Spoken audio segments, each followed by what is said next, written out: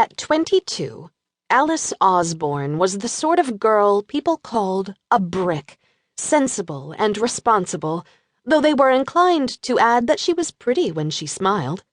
She was tall, like her father, the late vicar of Crowmarsh Priors. Her features, brown hair, and air of bookish distraction were also his. She was nothing like her mother, whose early prettiness had faded after years of delicate health and disappointed hopes that her husband would rise higher in the church than an East Sussex country parish. A serious, stolid, only child, Alice had few friends among the village children, except Richard Fairfax, who was 2 years older, also an only child, whose father had been at Cambridge with the vicar. Alice spent long afternoons with Richard and his nanny, playing in the Fairfaxes' garden in good weather and inventing games in the cellars where Richard's father kept his wine when it rained. The Reverend Mr. Osbourne coached Richard in Latin and Greek, and after he was sent away to school, Alice saw him only during the holidays. Each time he came home he seemed handsomer, and by the time they had reached their teens, he had become a god in Alice's adoring eyes. With Richard away and her mother usually indisposed, Alice's main companion and confidant was her father. She was happiest on Saturdays when they rambled across the Sussex Downs, sometimes as far as the coast, and the vicar, who had a lively imagination, indulged his love of local history. He enthralled Alice with stories of the Roman legions who had fortified the coast, pointing out coves where the Vikings might have landed and where 18th-century smugglers had a network of tunnels and caves to bring in contraband, silks and lace and brandy from France. On the way home for tea, one or the other of them would sing the smuggler's song. If you wake at midnight and hear a horse's feet, don't go drawing back the blind or looking in the street. Them that asks no questions isn't told a lie. Watch the wall, my darling, while the gentlemen go by. And they took it in turns to recite verses and then joined in the chorus after each one.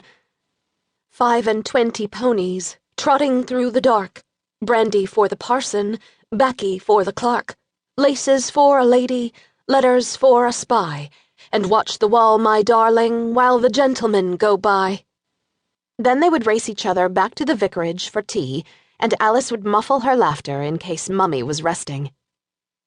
When Alice was sent to boarding school, she missed those outings, and during the holidays these happened less frequently.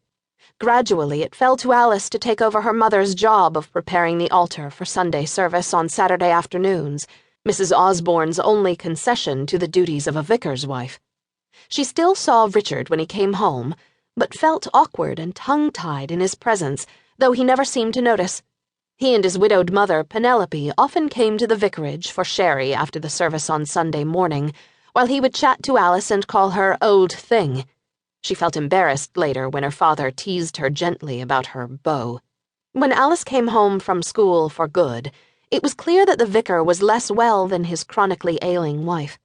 Dutifully, Alice followed his advice, trained as a teacher in Brighton, then came home to take over the infants' class at the Crowmarsh Priors school and nursed her father through his last illness.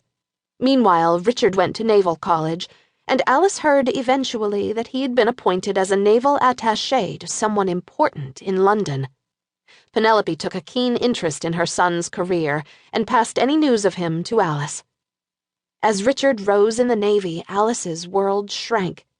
The first Christmas after her father died was a sad little observance. I don't know what your father would have said if we didn't keep Christmas, said Mrs. Osbourne mournfully, pouring the last of the vicar's port for them to drink, with the lopsided Christmas cake Alice had baked. They drank and ate in silence, as the gloomy December evening drew in, the vicar's place at the head of the table painfully empty. Alice went to bed, feeling too miserable for words. Next morning, Boxing Day, dawned clear, crisp, and bright, and Alice, cheered by the weather, got up with a sense of purpose. As soon as the holidays were over, she and her mother had to vacate the vicarage for its new occupant. They were moving to a small Edwardian college on the edge of the village, and there was a great deal to be done. Today, Alice planned to pack up her father's study. After breakfast, she left her mother drinking her tea by the range.